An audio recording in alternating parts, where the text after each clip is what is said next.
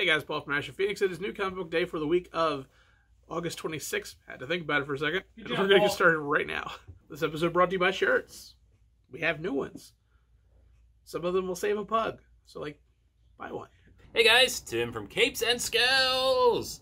And the comic book store and, places. Around. Corner store. I'm around. Hi. Let's talk about trades. Paul, you ready for trades? Yeah, sure. All right. We've got, this isn't a trade, but it's a little golden book of Star... You guys! Sorry. It was just It's a bit intense. I know, but... I'm sorry I lied. I'm not sorry I lied. I fibbed. It's a little golden book of Star Wars The Rise of Skywalker. I'm gonna imagine this isn't brand new. Maybe it is. I guess it could be. But, yeah. These books are great. I love buying these for my daughter. She loves them. I bought her a Ninja Turtle one. Loves it. She doesn't know Ninja Turtles. She just loves how into it I am. So, that's fun.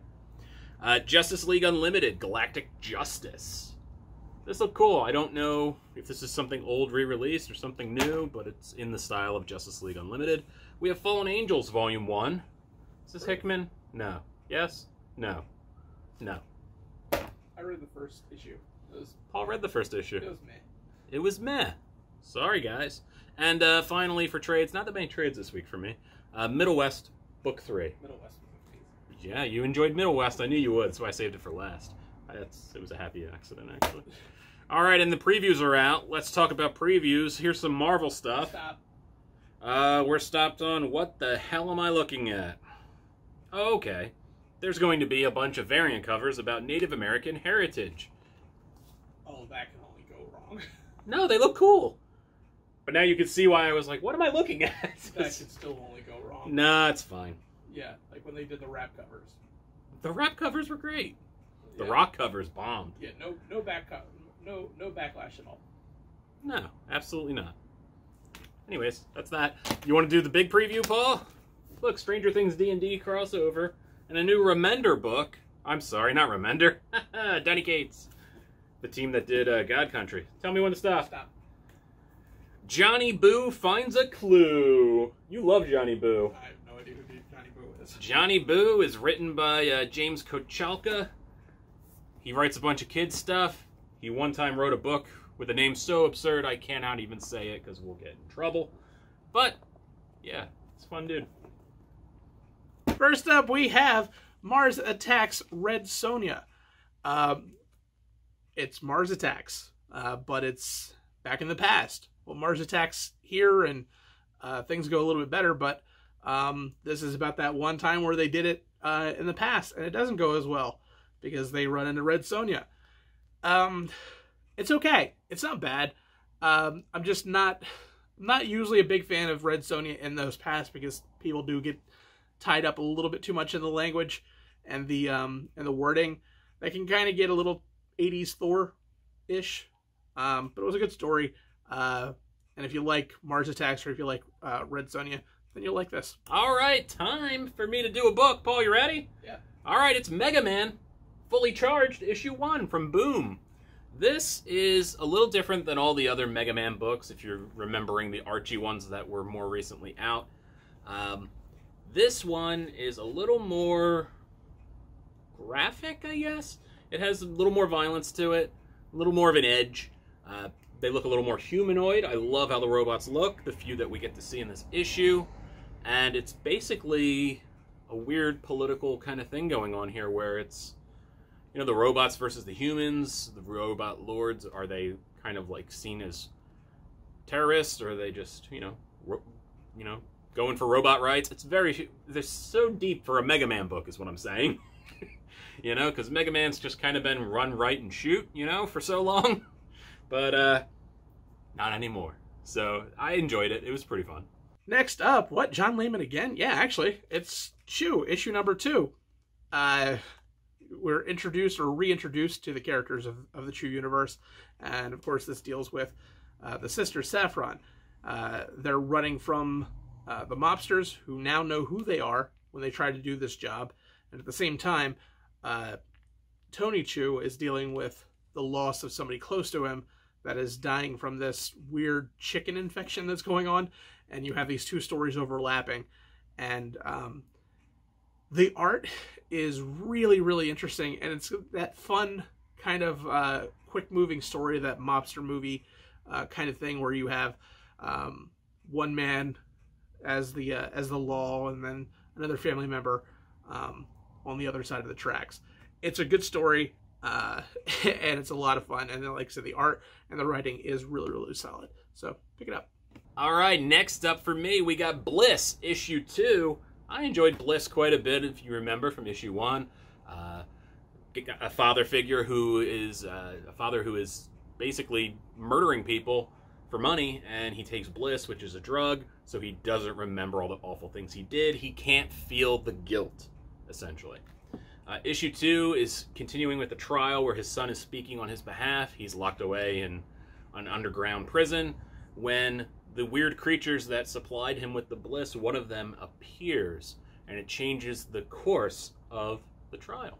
Or does it? It incites almost a riot. It's pretty fun. It's pretty fun, wild stuff happening in this one, Paul.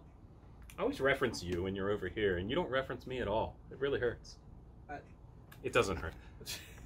I enjoyed this book a bunch. I think this is going to be really cool when all said and done, wrapped up in a trade especially. I think you guys should check it out. Bliss. I like Bliss. It's fun. Next up, almost my pick of the week, actually. We have X Factor, issue number 2. I had to pick an extra book because I realized that all my books this week are independent. So I was just like, let's get one of the big 2. X Factor 2, everybody's settling into the Boneyard, the new place that is X Factor's headquarters, and they have to go to a new story or a new murder mystery where a girl's slippers are found on their doorstep, and they find that they have weird sponsorships, and they have to end up going to the Mojoverse, and you can tell how things are going to go well on that. It's a really interesting story. It's weird. Like, Mojoverse in the 80s and the 90s was such an odd place because it just seemed so futuristic and weird and crazy. Mojoverse now just seems way too close to our actual reality, and it kind of bugs me out a bit. But it was really a lot of fun, and I can't wait to see what happens next. All right, Paul, it's time for my pick of the week. You ready? Yeah. Do you know what it is? No. Of course you don't. You never do. No. Except that one time. The one time. And I didn't let you say it. I don't know why. I also don't know why. But I'll tell you what it is. It's Bomb Queen, Trump Card, Part 1. If you've never read Bomb Queen, you have to be in the mood for Bomb Queen. Bomb Queen is a little juvenile. It's a little fart jokes, a lot of sexuality. Basically, if you've never read Bomb Queen, what you need to know is Bomb Queen is a supervillain. At one point, she controlled her own city, Newport City, and the United States allowed this to happen. They would supply her with all the derelicts of the world, all the prisoners, all the rapists, the pedophiles, all the bad people would go and be in this giant prison, kind of Escape from New York style. And she ran it, and she doled out her own justice. And everybody left her alone, and she loved it until she got bored with it. And this is kind of the next part of that, where she is taken prisoner and kind of coerced into running for president in the year 2024. Because if Trump gets reelected, yes, you heard that right, he will become president for life. Nobody seems to want that. But everybody's like, well, Bomb Queen's not so good either. Do we vote for her? And it's just kind of a comical take on election process, how people feel. I mean, she blew up like half of California and sunk it into the ocean, and people are like, it wasn't that bad, right? Trump's not great either, and it's just pretty silly. One of the best Trump signs I've ever seen are in this book. I can't repeat it. But, oh my God. It had me laughing. It had me laughing, and just... I don't care what side of the aisle on it. That's funny. No, it's funny as funny. But yes, this is very mature. It's got some moments that might make you roll your eye a little, but you know what? I knew what I was getting into. I think you should know what you're getting into. This is a saucy book, okay? And I liked it, and it made me laugh, and I needed a laugh, so thank you. And my pick of the week is Mirka Andolfo's Mercy. There are a few books that I read that are this beautifully drawn and well written. And And there's not a lot I can go through with this book because it is issue number 5. It's the penultimate issue. The next issue is the end of the story. You need to pick this up and trade. But Mercy has done, Lady Helene has done something terrible, and those actions are going to reverberate through the rest of the story. The terrible things have created a new problem and exacerbated an old problem. That's the best way that I'm going to be able to kind of tiptoe through this storyline. New allegiances are being drawn and things that are going on, and this is just such an interesting story. And you did get a lot of the backstory and understand why the story is taking place the way it is, because you do get a big reveal in this issue. So you definitely should be picking this up. Grab it and trade if you don't have a chance to, because it's something you should definitely be checking out. Alright guys, it's the end of the video. Thank you for making it to the end. I'm getting the old hook from the side here. Paul's like, wrap it up. It's not even to wrap it up. It was more just like... I'm getting notes. No... Notes. Let's not have like a 5-minute awkward ending stare-off. But that's what we do. I know it is, but like... Well, that's what I do, I suppose. I do typically end the video. It's more like you stopped, and then I was like, oh, I gotta get up and go get it. So like the awkwardness is the moment that it takes for me to get up and then walk around the counter and hit the stop button. Boy, I tell you, the length of this conversation. Really boring me to tears, buddy. I love you, but geez. Holy jeez. I realize I've done the exact opposite of what I was expecting to do. Yeah, I was going to wrap it up real quick in a bow and whatnot, but now I just don't know. I don't know if I even want the video to end now. But it has to. No, I do. Thank you, everybody, for watching the video. If you would be so kind, check out the podcast, Capes and Scowls Podcast, on Anchor, on Pandora. We're on so many things. I'm considering adding a podcast where me and Paul just talk to each other.